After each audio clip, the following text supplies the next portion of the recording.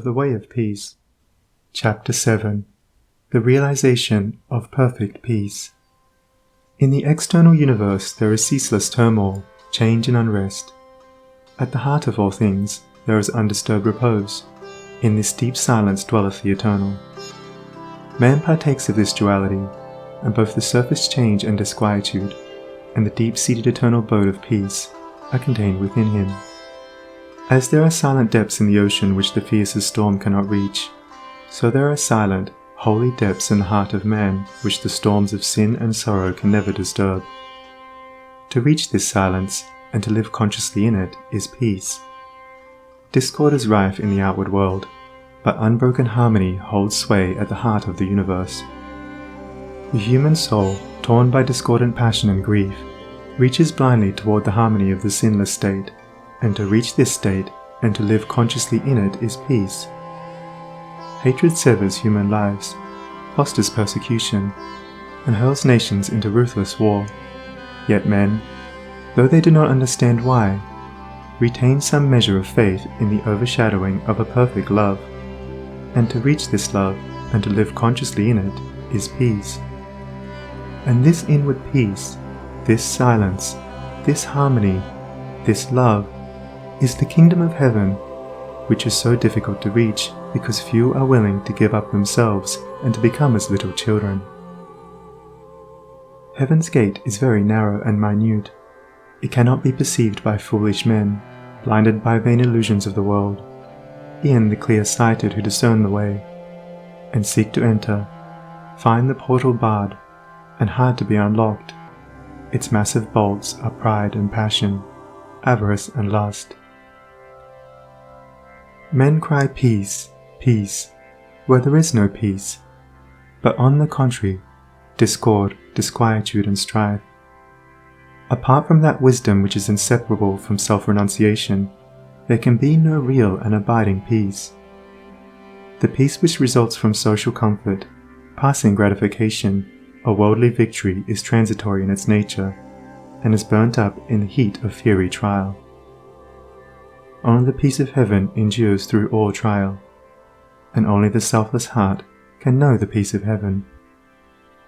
Holiness alone is undying peace. Self-control leads to it, and the ever-increasing light of wisdom guides the pilgrim on his way. It is partaken of in a measure as soon as the path of virtue is entered upon, but it is only realized in its fullness when self disappears in the consummation of a stainless life. This is peace, to conquer love of self and lust of life, to tear deep-rooted passion from the heart, to still the inward strife. If, O reader, you would realize the light that never fades, the joy that never ends, and the tranquility that cannot be disturbed, if you would leave behind forever your sins, your sorrows, your anxieties and perplexities, if, I say, you would partake of this salvation, this supremely glorious life, then conquer yourself. Bring every thought, every impulse, every desire into perfect obedience to the divine power resident within you. There is no other way to peace but this, and if you refuse to walk it, your much praying and your strict adherence to ritual will be fruitless and unavailing, and neither gods nor angels can help you. Only to him that overcometh is given the white stone of the regenerate life, on which is written the new and ineffable name. Come away, for a while, from external things, from the pleasures of the senses, from the arguments of the intellect, from the noise and the excitements of the world, and withdraw yourself into the inmost chamber of your heart, and there, free from the sacrilegious intrusion of all your selfish desires, you will find a deep silence, a holy calm, a blissful repose. And if you will rest there a while in that holy place, and will meditate there, the faultless eye of truth will open within you, and you will see things as they really are. This holy place within you is your real and eternal self. It is the divine within you, and only when you identify yourself with it can you be said to be clothed in your right mind. It is the abode of peace, the temple of wisdom, the dwelling place of immortality. Apart from this inward resting place, this mount of vision, there can be no true peace, no knowledge of the divine, and if you can remain there for 1 minute, 1 hour, or 1 day, it is possible for you to remain there always.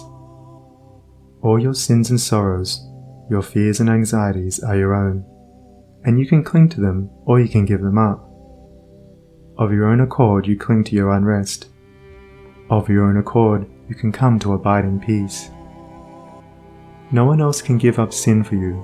You must give it up yourself.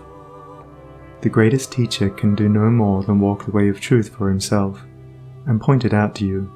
You must walk it for yourself. You can obtain freedom and peace alone by your own efforts, by yielding up that which binds the soul, and which is destructive of peace. The angels of divine peace and joy are always at hand, and if you do not see them, and hear them, and dwell with them, it is because you shut yourself out from them, and prefer the company of the spirits of evil within you.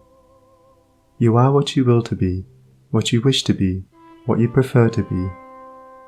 You can commence to purify yourself, and by so doing can arrive at peace, or you can refuse to purify yourself, and so remain with suffering.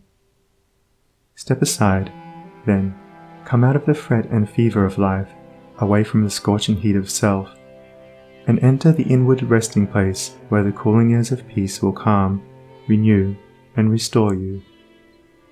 Come out of the storms of sin and anguish. Why be troubled and tempest-tossed when the haven of peace, of God, is yours? Give up all self-seeking, give up self, and lo, the peace of God is yours. Subdue the animal within you, conquer every selfish uprising, every discordant voice, transmute the base metals of your selfish nature into the unalloyed gold of love, and you shall realize the life of perfect peace.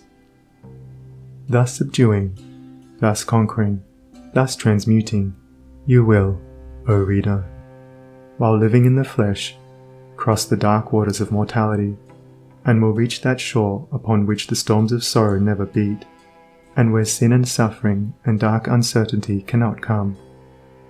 Standing upon that shore, holy, compassionate, awakened, and self-possessed and glad with unending gladness, you will realize that never the Spirit was born, the Spirit will cease to be never.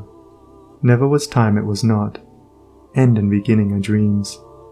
Birthless and deathless and changeless remaineth the Spirit forever. Death hath not touched it at all, dead though the house of it seems. You will then know the meaning of sin, of sorrow, of suffering, and that the end thereof is wisdom. Will know the cause and the issue of existence, and with this realization you will enter into rest, for this is the bliss of immortality, this is the unchangeable gladness, this the untrammeled knowledge, undefiled wisdom, and undying love, this, and this only, is the realization of perfect peace. O thou who wouldest teach men of truth, hast thou passed through the desert of doubt? Art thou purged by the fires of sorrow? Hath Ruth, the fiends of opinion, cast out of thy human heart? Is thy soul so fair that no false thought can ever harbour there? O thou who wouldest teach men of love, hast thou passed through the place of despair? Hast thou wept through the dark night of grief? Does it move thy human heart to pitying gentleness, looking on wrong and hate and ceaseless stress? O thou who wouldest teach men of peace, hast thou crossed the wide ocean of strife? Hast thou found on the shores of the silence release from all the wild unrest of life? From thy human heart hath all striving gone, leaving but truth and love and peace alone? End of chapter 7.